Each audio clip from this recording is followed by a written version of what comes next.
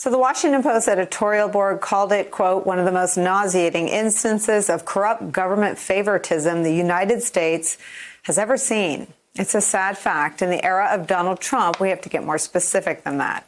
Late Friday night, Trump commuted the 40-month prison sentence of his longtime buddy, Roger Stone, who was due to report for the start of his sentence tomorrow. Stone was convicted of lying to Congress, witness tampering, and obstruction of the Robert Mueller investigation. In response, the special counsel himself defended the investigation in a rare op-ed in the Washington Post, writing this, quote, we made every decision in Stone's case, as in all our cases, based solely on the facts and the law, and in accordance with the rule of law.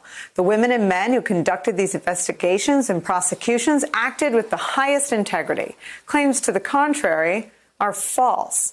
About a half an hour ago, we learned just how far Trump is going to go in his special favors to Stone. In response to a question from the judge, we're learning the president is voiding Stone's prison time plus his supervised release and the $20,000 fine.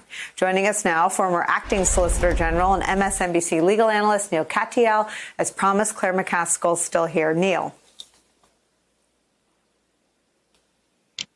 You described this as a state of lawlessness, Nicole, and it is it is fundamentally evil. Judge Amy Jackson said that Stone was prosecuted for covering up for the president, and now the president just drops his sentence. This is the essence of the abuse of his constitutional powers. And, you know, one way of viewing this is just think about what Richard Nixon did. He thought one night about pardoning Haldeman and Ehrlichman and Mitchell, and Haldeman said, don't you dare do it. And he never did it. Here you've got Trump doing what even Nixon was afraid to do. He's got an oath to take care that the laws be faithfully executed. That's what he's supposed to do under the Constitution, and he is spitting on it.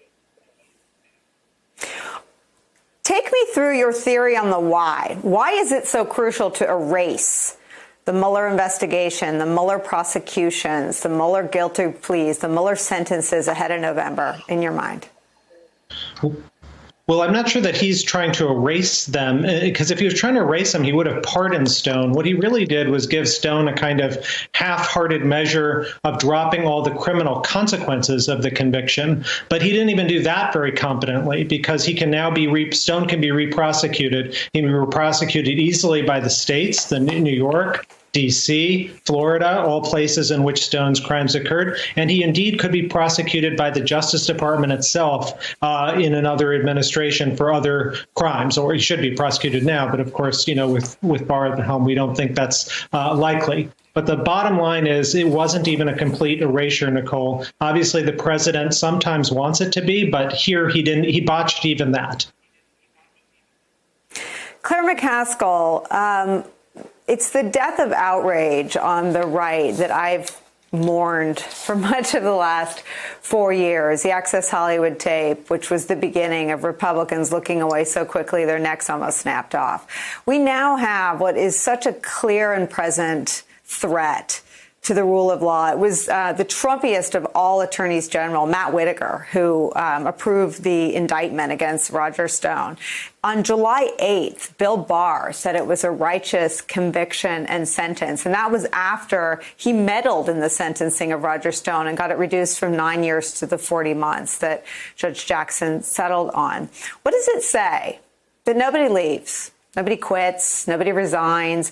There was sort of a limp effort to suggest that Barr might, but I made a few calls and it really didn't check out. I mean, what does that say about the depth of the corruption? Well, this was a criminal transaction. And I think a legal theory is very sound that this was a broad criminal conspiracy that the president and Roger Stone were part of. They were part of hiding evidence against the president. And the judge found that very clearly in this case, that Roger Stone wasn't lying to protect himself. He wasn't lying to protect his wife. He wasn't lying to protect his family or some other criminal. He was lying to protect the president of the United States. So there is a theory out there, which I think has a lot of validity, that there is still a case that could be brought against this criminal transaction. Now, let's talk about the Republican senators.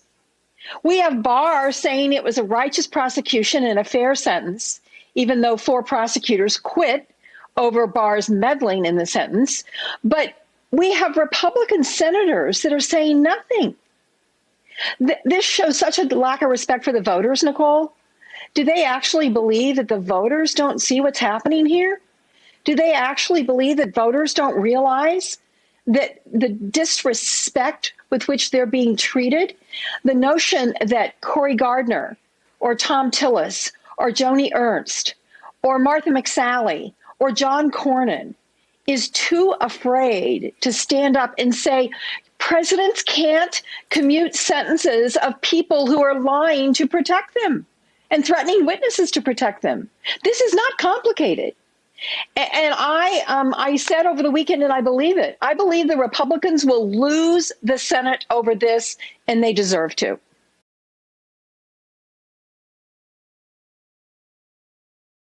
Hey there, I'm Chris Hayes from MSNBC. Thanks for watching MSNBC on YouTube. If you want to keep up to date with the videos we're putting out, you can click subscribe just below me or click over on this list to see lots of other great videos.